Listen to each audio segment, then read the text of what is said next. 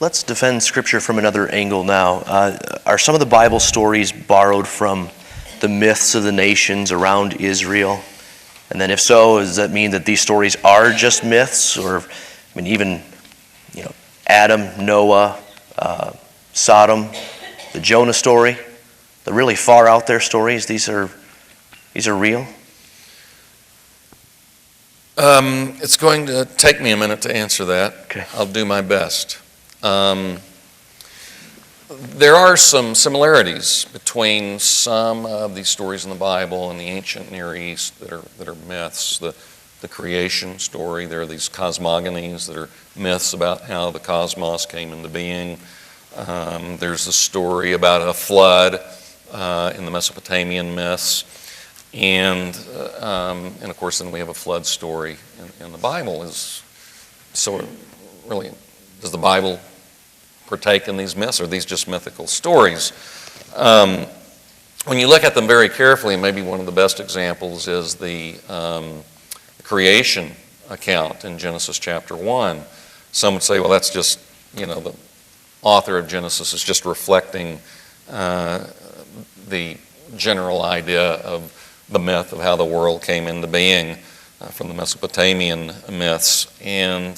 But when you start looking at Genesis carefully, in the ancient Near Eastern myths, there are multiple gods that are in existence in the beginning. There's only one God in Genesis 1. Furthermore, you've got pre-existing matter already there in the ancient Near Eastern myths. A god is cut in two, and that forms the cosmos. Whereas in Genesis 1, I think we do have a creation from nothing. Some evangelicals have argued that's not the case, that you just begin, verse 1 is the title, and verse 2, and there was chaos and emptiness, and the Spirit was hovering over it. But elsewhere, certainly, in the Bible, I think there's the notion of a creation from nothing. So we've got a creation from nothing. Ancient Near Eastern myths, you start with already existing matter. And if you start with God and already existing matter, then you've got a dualism. God has to stand behind it all.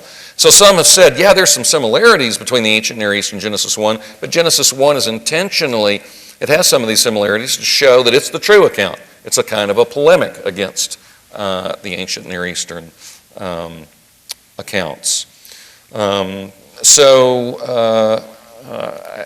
think that there are a number of ways that you can look at these similar accounts, whether it's the creation, whether it's the flood. And first way is that they're polemics, that there's an intentional borrowing by the biblical writer, and there's some changes. It's not just unconsciously adopted to show that this is the true account. And secondly, you probably do because of common grace. God communicates in a general way to all of humanity. Remember Romans 1, that unbelievers perceive God's eternal attributes, the eternal attributes of the invisible God. So, for example, Psalm 29 speaks of God, Yahweh, as the Lord of nature. He's the Lord of fire and of the storm and of the rain. And it's actually directly borrowed from the attributes of Beale, the fertility god of the Canaanites. So some say, well, here's another example, just unconscious borrowing.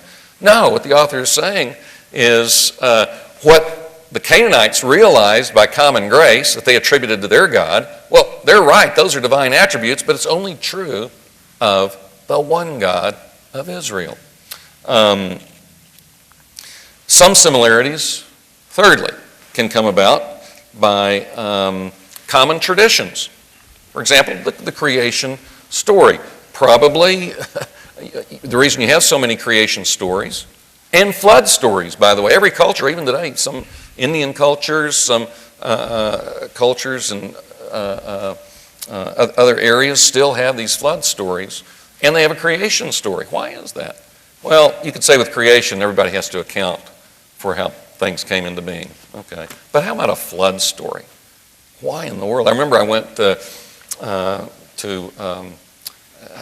a college in my second year. I'd been to a military school my first year in college, and when I went to another university, transferred, and found out I could take Bible for credit. I was so excited, and immediately I got in there. I'd just become a Christian, and the professor said, creation story's a myth, the flood story's a myth. Every culture has it, and I kind of feebly raised my hand and said, well, if every culture has a flood story, isn't that kind of weird? I said, maybe a lot of these cultures have garbled forms of a true story. So my point is that I think probably you do have these ancient traditions that arise from true reports, and then they become garbled.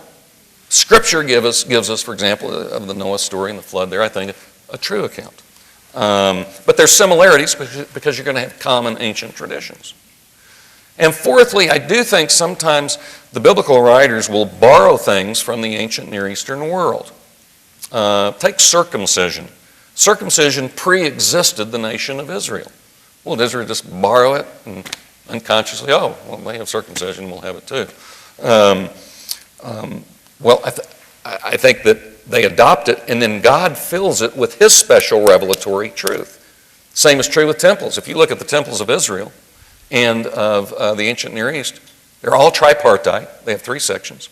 They have all this floral imagery in it. And it may be that Israel was commissioned to have a temple like the ancient Near East, but filled with new revelatory content. Though I tend to think that the reason there are similarities is they all go back to a common ancient tradition of Eden as a temple. And that's why you've got so much floral imagery in those temples. So those are 4 ways that you can look at these similarities between the myths in the ancient Near East and the Bible and some of the stories, and very consistent with a high view of Scripture. A 5th way is not consistent. And that is that the Israelite authors, they just unconsciously imbibed these myths, and they became, they thought they perhaps were true myths, but they really weren't, and they used them to explain how the world came into being, or Noah's flood, whatever. One thing about Israel, they knew that they were different from other peoples.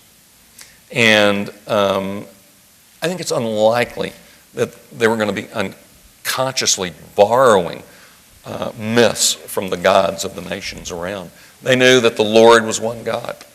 That's one huge difference already. So those are, I think, 4 ways, the first 4 ways that you can see why there are these similarities. The 5th way, I don't think works. So I think maybe I should leave it at that. I'd be happy if anybody wanted to press a little further, because it's a huge topic. Yeah.